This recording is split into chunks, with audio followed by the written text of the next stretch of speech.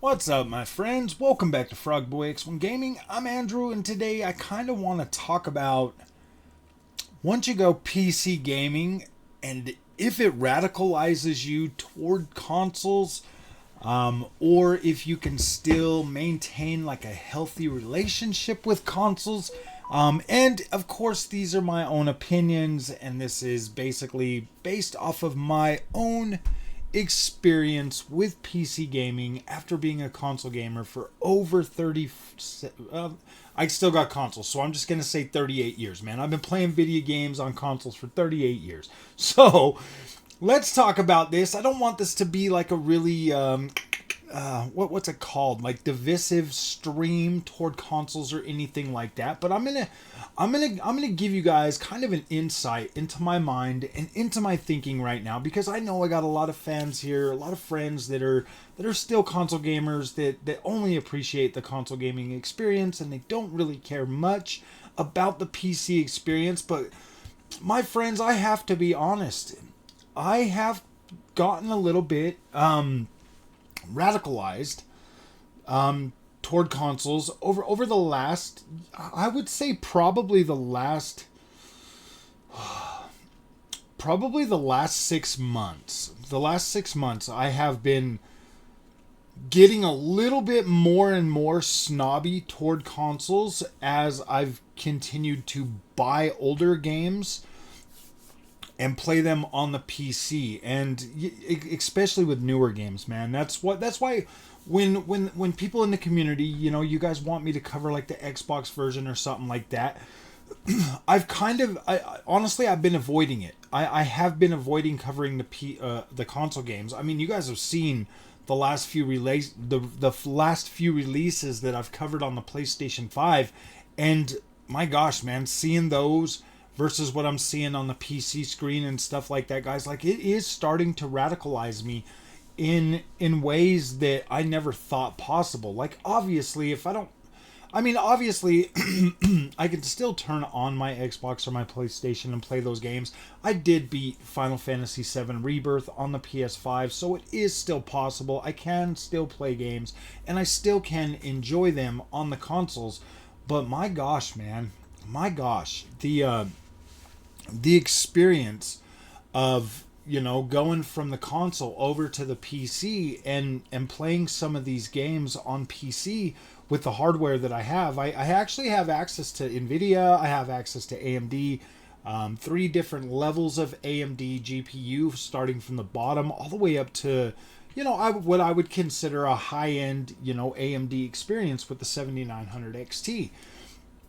So when I look at that and I play some of these games, even on the 7600 XT, it does start to wear me down a little bit toward the console experience. Now, I'm not sitting here trying to tell you that the PC experience is the end all be all and that everything is sunshine, rainbows, and puppies over here, but but you could look at different types of games and different types of experiences that are just significantly better on the PC platform. Now, I play a lot of open world games, so most of the time with that type of a game, hold on, let me take a drink.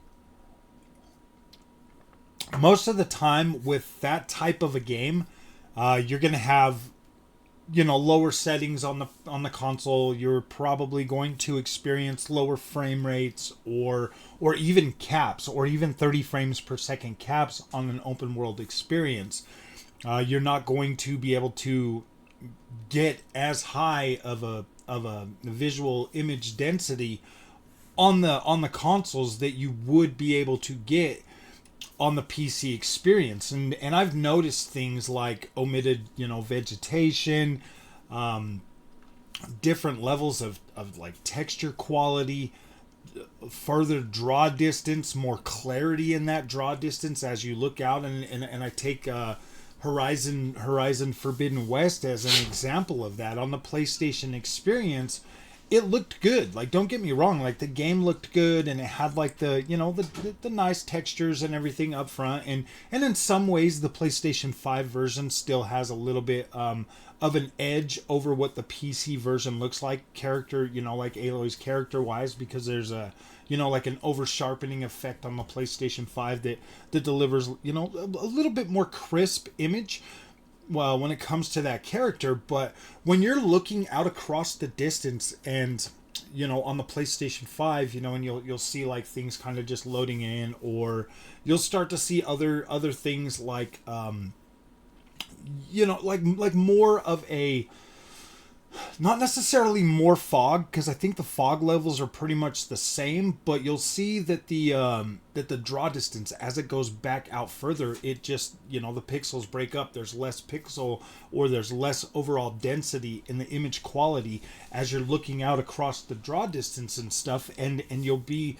and you'll notice that, immediately if you, when you go over to a PC and you look at the same, you know, landscape. You'll see that it looks dense, it looks denser, there's more detail in there, you can see further into the distance, and it looks, the overall image quality looks significantly better on the PC side versus what you're getting on the PlayStation 5. And when you when you take those type of things into consideration, and you feel like, and at least in my case, from my experience, is if you're paying the same amount of money for that game, and this mainly affects me, my friends, because of open world games.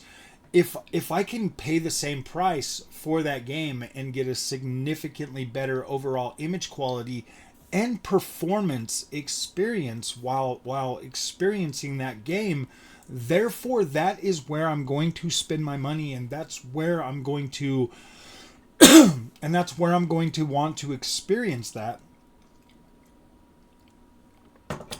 for my gameplay.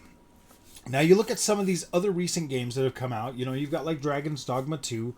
That's basically a 30 frames per second experience on the console. You look at something like Rise of the Ronin, or you look at, you know, the upcoming Hellblade 2, which will be pretty much locked at 30 frames per second on consoles. You look at that, and you know, it depends on your screen too. If you've got like a 4K OLED, that's definitely going to be a lot harder to justify 30 frames per second, because it's just so juddery. But if you're playing on like a LCD screen or something, you'll probably be all right on some of those types of games. But the visual quality and the performance and the other bells and whistles, and usually a couple more settings, rungs higher of settings for different things, you know, you get much better overall vegetation quality because there's more of it and it's more dense and it looks better. You get overall more clarity in the distance, so that definitely adds to the immersion of the experience that you're playing, versus, you know, just the different ways that you can play your games on the PC and have more fine control over how to set that experience up, so that you can so that you can in turn enjoy your experience better. And I don't know, my friends, like it does kind of radicalize me a little bit when I do buy a game for the Xbox or the PlayStation, and I'm able to see that and contrast the experience, you know, from the Xbox or the PlayStation versus what I'm getting on the PC. And I'm not gonna lie, guys, sometimes it does make me a little bit like, it makes me a little bit frustrated. Not necessarily mad, because the consoles are $500. Like, they're $500. My PC is over $1,500 minimum for what I have in here. So you would expect a much better experience, and I do, and I get that. I get that in spades.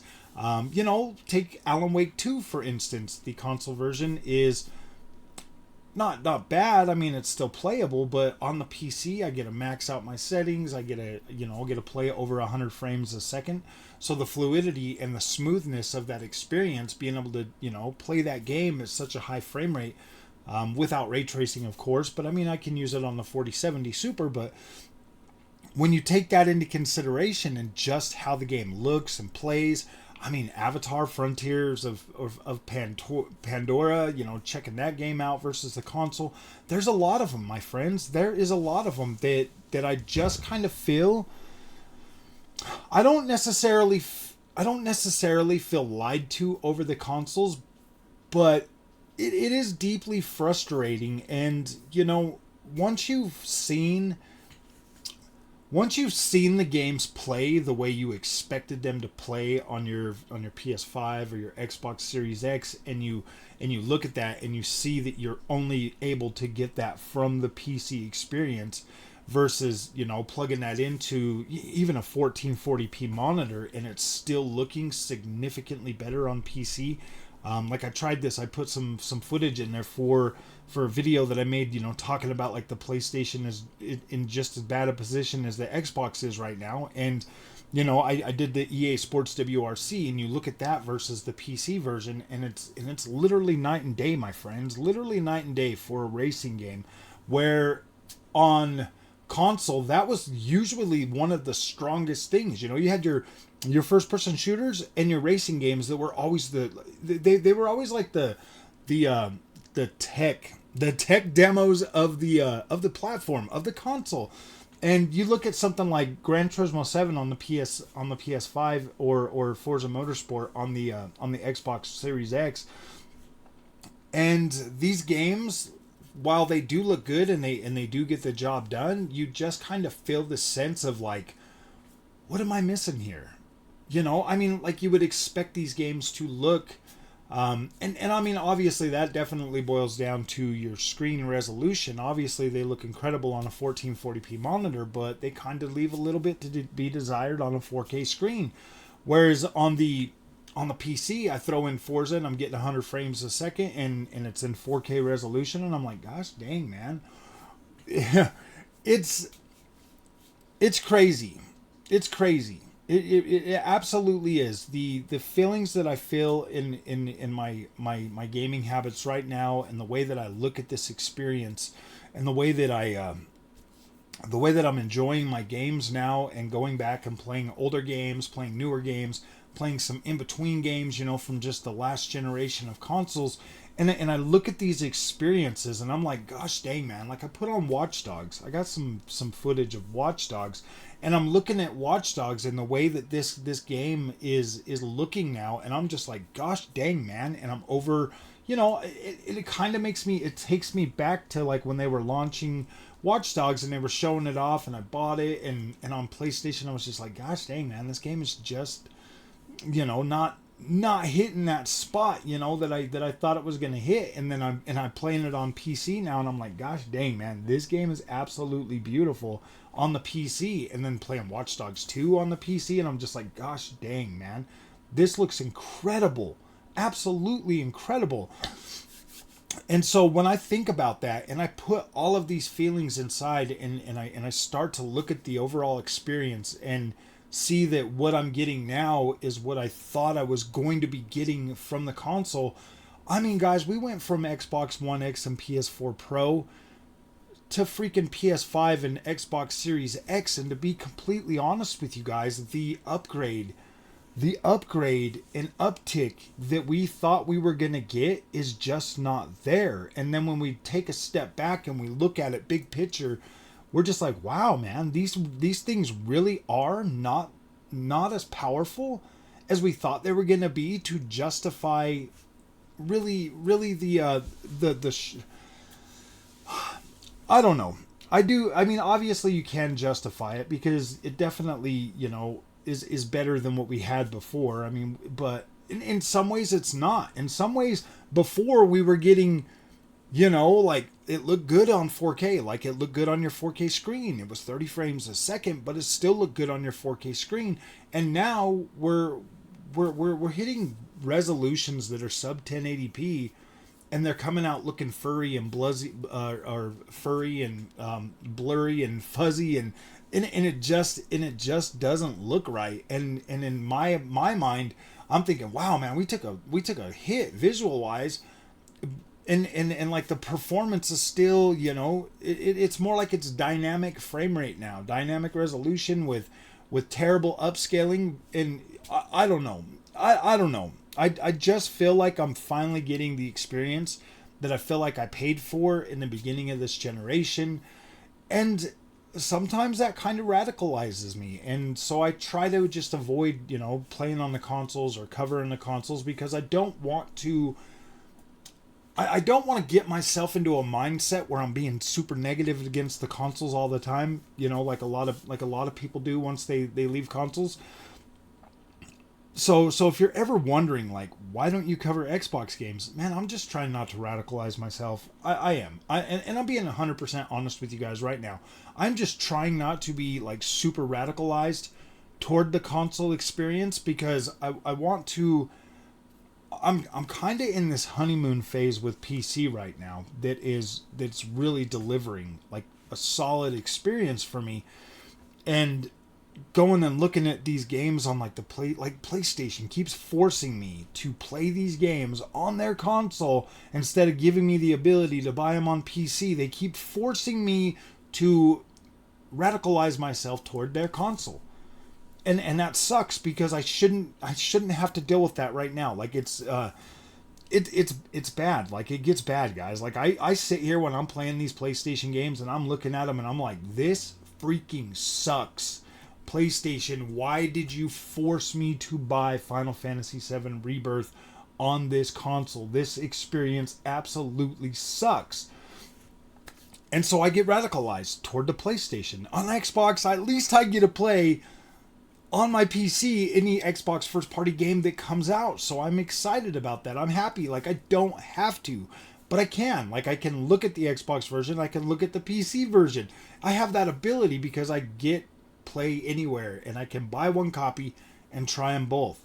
And so that there makes it so I'm not as radicalized toward the Xbox, because I'm not forced to play that there. I can look at it, I can check it out, and then quickly move over to the PC, and so I'm still happy. Like, there's nothing there to really infuriate me on the Xbox. I look at it this way: you got the Xbox Series S as your base entry level system for kids.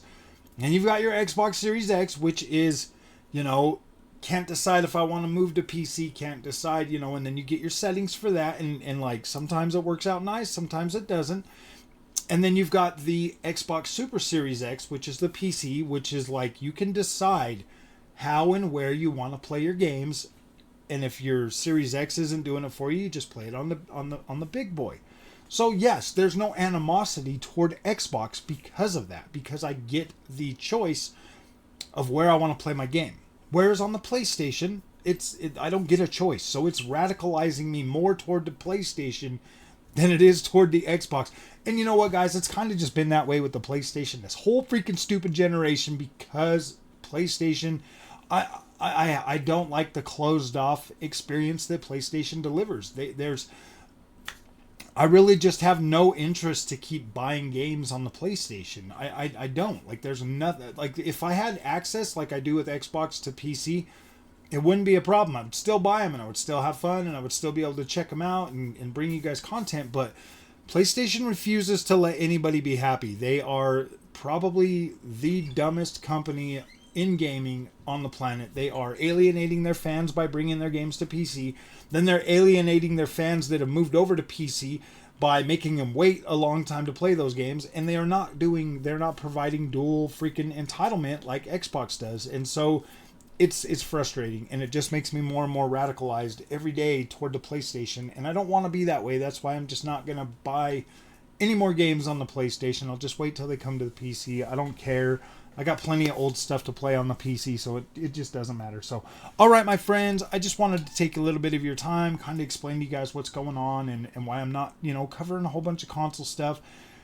Just because I'm trying not to radicalize myself towards it, because I know that consoles are going to still be a part of this channel. And, as we move forward, once PlayStation starts doing day and date and everything else, then hopefully the next console generation will be fine, because I do still believe that there is a place for the consoles. But man, the consoles have just been shrinking and shrinking and shrinking for a long time now. So Alright, my friends, if you guys like this content, don't forget to like and subscribe. I'll see you guys in the next one. Thank you so much for watching.